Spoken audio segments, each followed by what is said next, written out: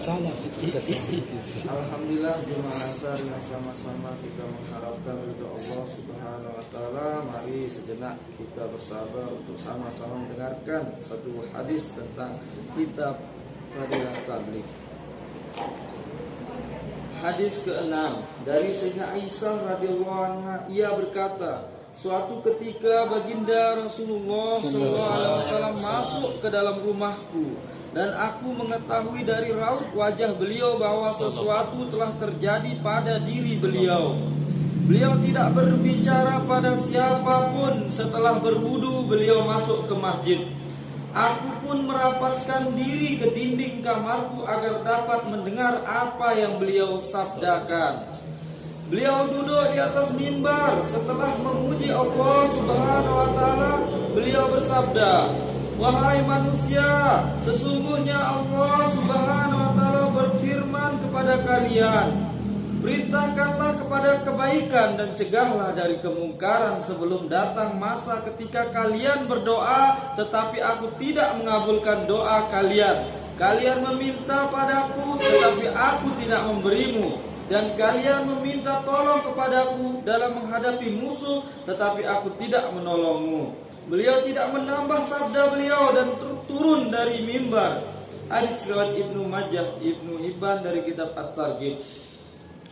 Bagi saudara-saudara yang ingin melawan musuh-musuh Islam tetapi tidak mempedulikan dan meremehkan masalah agama, hendaknya benar-benar memperhatikan hadis ini, bahwa pertolongan terhadap kaum muslimin itu tersimpan dalam kekuatan agama mereka.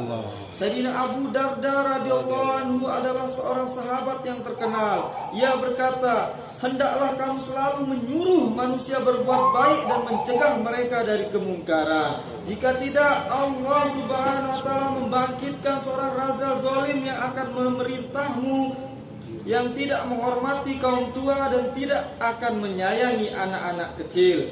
Jika orang-orang saleh di antara kamu berdoa kepadanya, dia tidak akan mengabulkan doa mereka.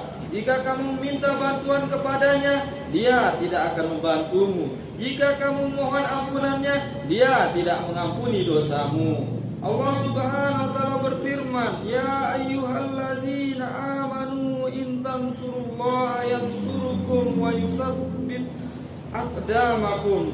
Wahai orang-orang yang beriman, jika kalian menolong agama Allah, maka Dia akan menolongmu dalam menghadapi musuh-musuhmu dan Dia akan mengokohkan langkah-langkahmu. Quran surat Muhammad ayat ke-7 dari kitab Bayanul Quran. Alhamdulillah kita dengar satu buah hadis tentang pentingnya kita mengajak utama diri kita, terutama saya yang berbicara, agar saya bisa mengamalkan apa yang saya baca ini, dan saudara-saudara yang mendengar, dan jika mendengar sampaikan ke kerabat keluarga agar bagaimana ilmu ini sampai ke mereka.